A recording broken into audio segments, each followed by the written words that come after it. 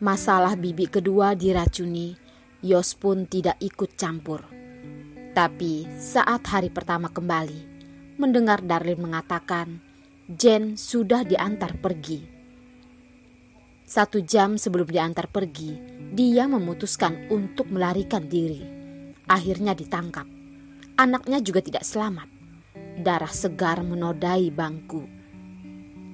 Tentu saja, laporan itu juga sudah keluar. Anak ini memang tidak ada hubungannya dengan keluarga Yos. Darlin tidak bisa mengatakan dengan jelas apa yang dia rasakan, terutama ketika dia masih belum membersihkan diri dari kecurigaan itu. Belakang ini, orang yang keluar masuk di rumah keluarga Yos begitu banyak. Sepertinya tidak ada yang memperdulikannya. Bahkan Derek juga bisa merasakan keanehan ini.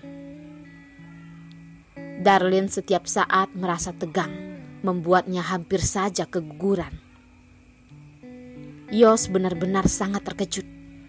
Belakangan ini dia terlalu sibuk. Bahkan waktu pulang tidur saja tidak ada. Mendengar dokter mengatakan Darlin memiliki ciri-ciri keguguran ringan, dia begitu terkejut dan langsung kembali. Tidak apa-apa, aku tahu kamu sibuk. Kamu sibuk saja. Aku cuma tidak bisa tidur dengan baik belakangan ini. Beberapa hari ini aku akan menyesuaikan waktu tidurku. Darlin pun menenangkannya. Yos menganggukkan kepala. Sekarang Yos memang tidak ada waktu untuk mengurusnya dan juga tahu apa yang ada di dalam pikirannya. Kakek tidak memperdulikan semuanya. Sekarang setiap hari dia tidak keluar rumah. Terlihat seperti sedang membayar kesalahannya. Orang keluarga Yos yang memiliki posisi tertentu juga tidak berani asal bergerak. Takut kesalahannya akan diketahui orang lain. Semuanya berhubungan melalui telepon. Yos terus menghadapi semua ini sendiri dan juga harus berusaha keras agar musuh bergerak. Benar-benar sangat lelah. Dan sekarang semua penjagaan sudah selesai dilakukan. Hanya perlu menunggu ular keluar dari lubang. Setelah makan, jarang-jarang beristirahat sebentar di rumah. Yos pun memutuskan untuk menemaninya tidur siang. Darlin sangat senang. Langsung menyuruh orang mengganti sprei yang baru. Temani aku, ya? Yos memeluk pinggul Darlin, perlahan bertanya. Darlin menganggukkan kepala, berbaring di sisinya. Mengelus dagunya, ada sedikit kumis di sana. Yos adalah orang yang sangat mementingkan penampilan. Bisa membuatnya begitu tidak peduli. Bisa dibayangkan betapa ketatnya waktu ini. Yos, apakah karena berkas itu? Makanya dia begitu lelah. Makanya belakangan ini keluarga ini begitu aneh. Yos memalingkan kepala, menyodorkan tangan menutup matanya, lalu berkata, "Jangan asal berpikir. Putriku sudah ingin tidur. Apakah kamu tidak dengar?" Satu tangannya lagi secara refleks mengelus perut Darlin. Darlin membuka mulut dan akhirnya tidak mengatakan apapun. Setelah bangun, sudah jam 3 sore. Bangun dan pergi keluar, beberapa pria yang memakai seragam berdiri di depan. "Tuan Yos, sudah bangun?" Yos menatap mereka. Setelah mengenali dari bagian mana seragam itu, tatapannya tetap tidak berubah. Yos menjawab dengan tenang. Orang itu saling memandang sejenak. Sangat jarang ada yang tidak takut saat bertemu dengan mereka. Harus tahu, tidak ada banyak orang yang masih bisa keluar setelah pengecekan mereka.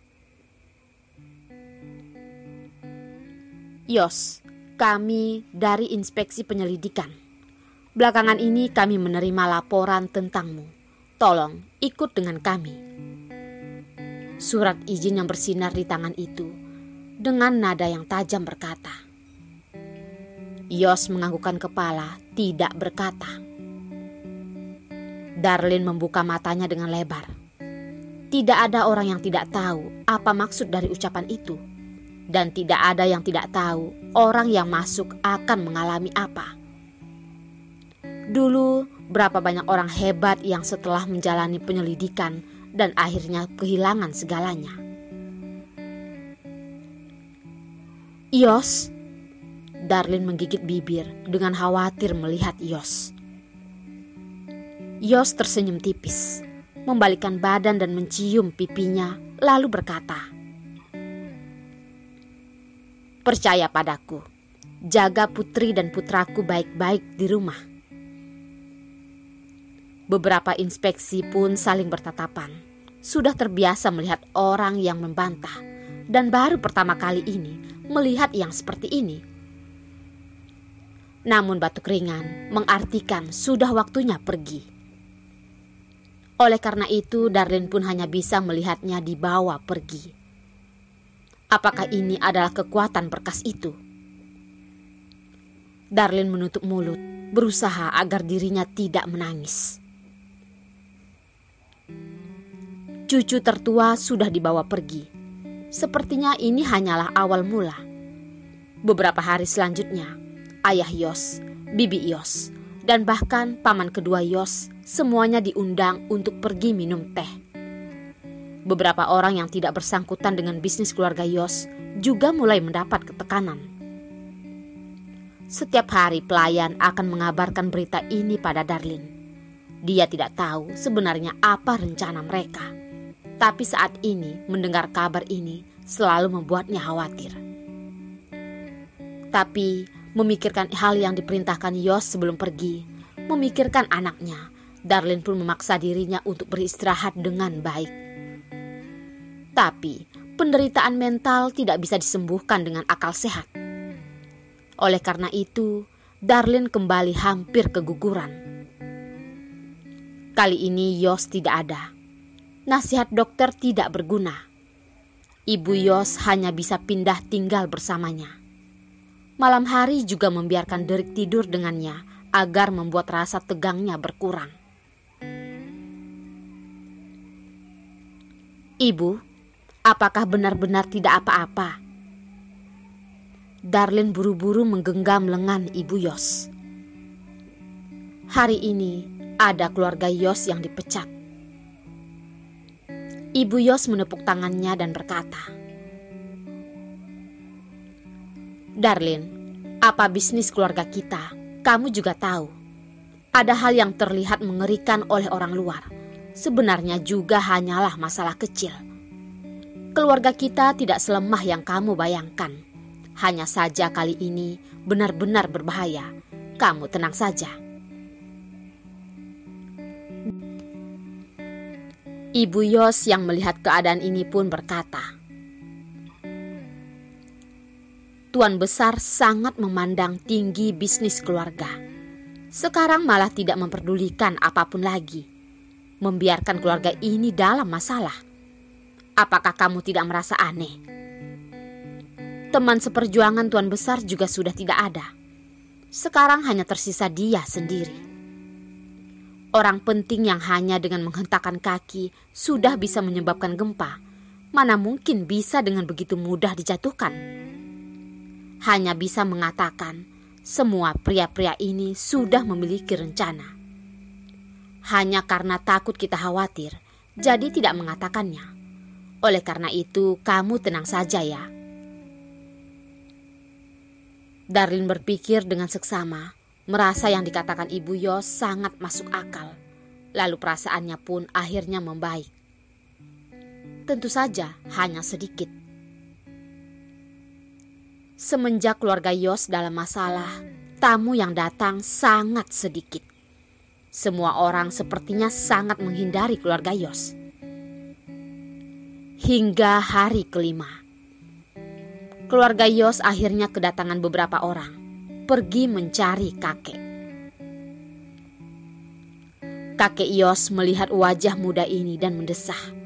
Anak muda memang sangat bersemangat. Maaf, sudah merepotkan kalian. Kakek Yos duluan berkata. Joe melambaikan tangan dan berkata, kami sudah lama bersahabat dengan Yos. Kali ini bukan demi keluarganya, tapi juga karena bos. Kakek, ini adalah barang yang bos suruh kami berikan padamu. Sekarang tugas sudah selesai. Tolong kakek secepatnya bergerak. Kalau tidak, setelah mereka siap, mungkin tidak akan begitu mudah lagi. Baik. Kakek Yos juga tidak berbasa-basi. Akhirnya saat mengantar Joe keluar, kakek Yos melihat awan di langit, perlahan berkata, sudah tua, kedepannya adalah dunia kalian para anak muda. Joe pun tertawa, melambaikan tangan, lalu